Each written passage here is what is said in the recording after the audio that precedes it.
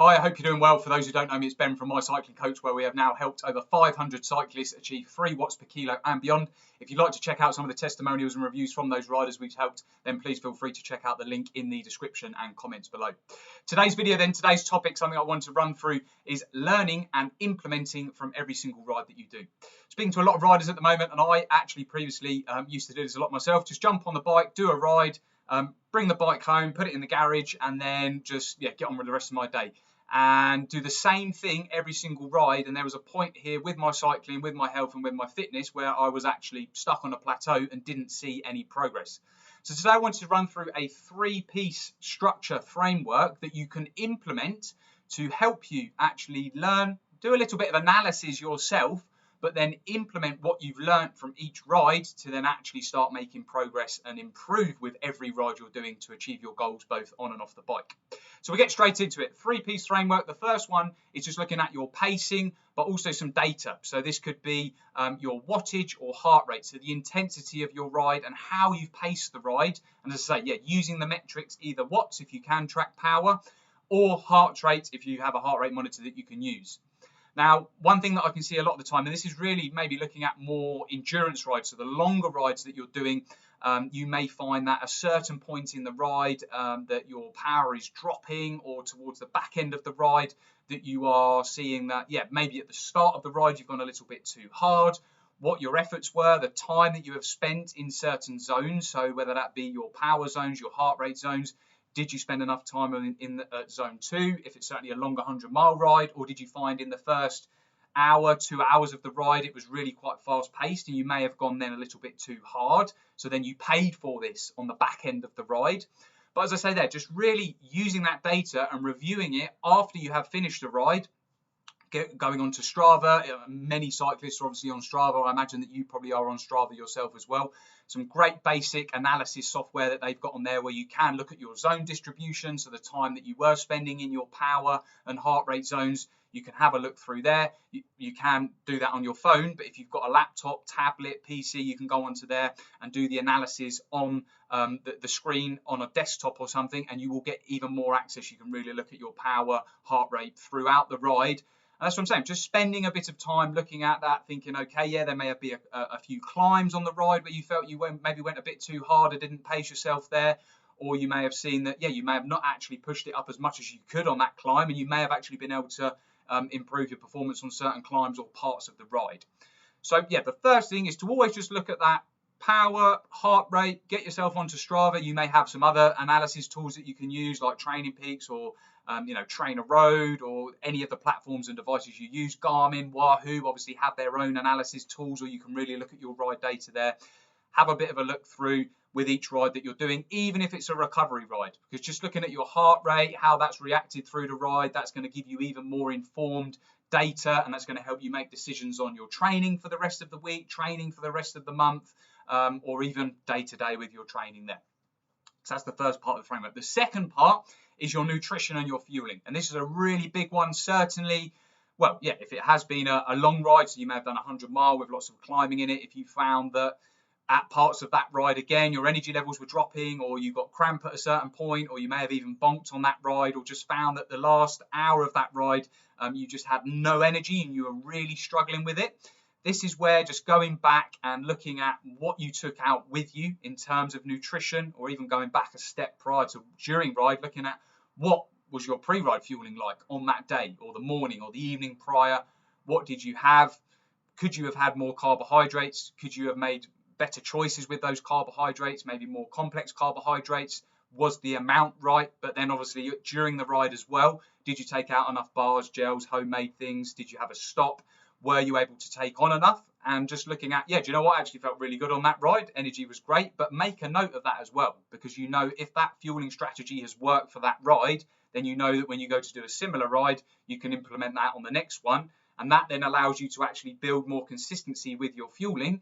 And you will then get to a point where you can pretty much go into any ride knowing that you can maintain your energy levels from start to finish and have a great ride. There obviously may come a point where every now and again everybody gets caught out, even the pros, where you get caught out with the fueling. but looking at, were you achieving, if it was a longer ride, 100 miles, 60 to 80 grams of carbohydrates an hour? If it was a shorter ride with some efforts, were you using more gels? Were you using more fluid carbs? Were you using more solids? Did the solids not really work on those higher intensity efforts because you didn't just have time to digest them, so you actually felt a little bit sick? Was it then better that next time, if you're on a climb or you're doing those higher intensity efforts, you actually switch to the more fluid-based carbohydrate, as they're easier to consume on parts of the ride that you're doing when you are doing higher intensity efforts? Breathing rates are heavier. It's easier to obviously drink those carbohydrates than trying to eat them.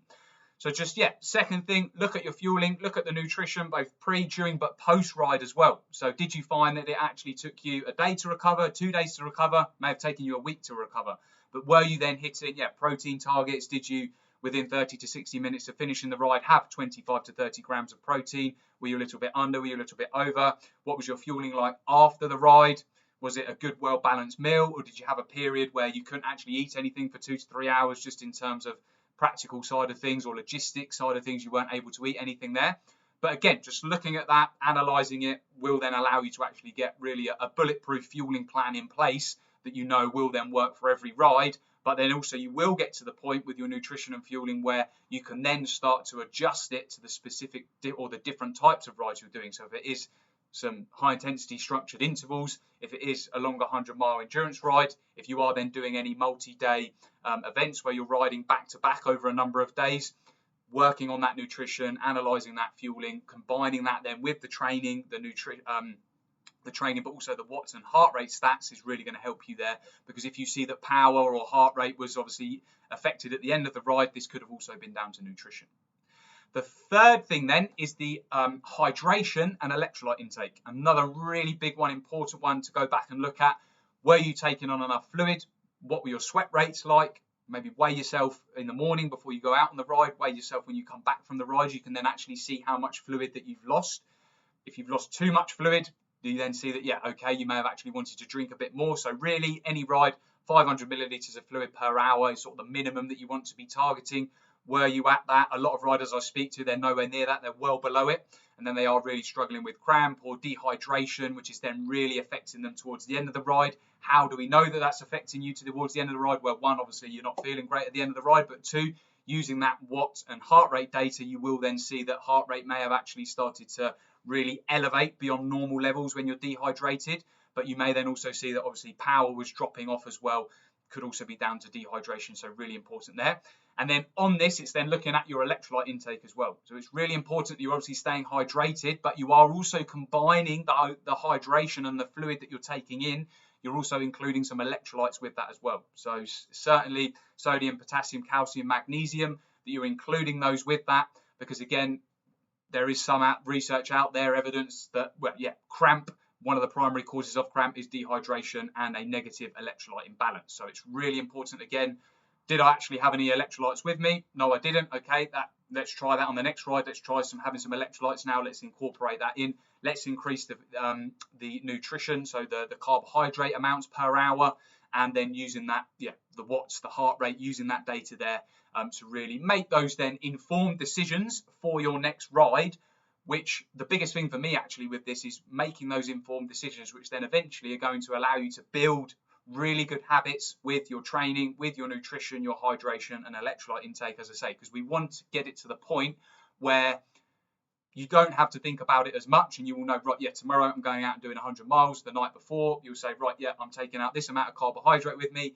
I'm going to make up those carbohydrates using these types of carbohydrate sources, whether that be bars, gels, fluid-based carbohydrates.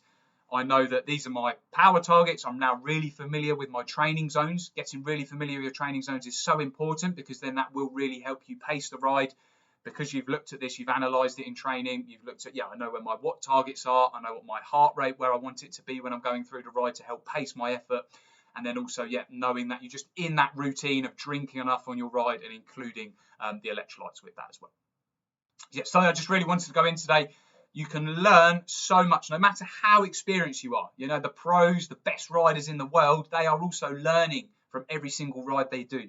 But one of the biggest mistakes that we can make, as I said at the start of the video, is just coming back from a ride, throwing the bike in the shed, getting on with the rest of the day, and not actually taking just some time. And I'm not saying that you have to start doing, a full in-depth 3-hour analysis of how that ride was, certainly even if it was just a 60-minute spin, but just taking 5 to 10 minutes to think, okay, yeah, actually, what was my stats like in terms of watts, heart rate, how was my nutrition, how was my fueling, how was my hydration, because as I say, that's going to allow you to build those really good habits to improve your riding and allow you to have better ride every single time to make that progress and achieve your goals both on and off the bike. Hope you found that useful today. If you did, please, drop a like on the video, subscribe to the channel if you enjoy the content, you find it useful. Any comments, would love to hear from you. But have a great rest of your day. Fuel smart, ride strong, and keep safe out there. Speak to you soon.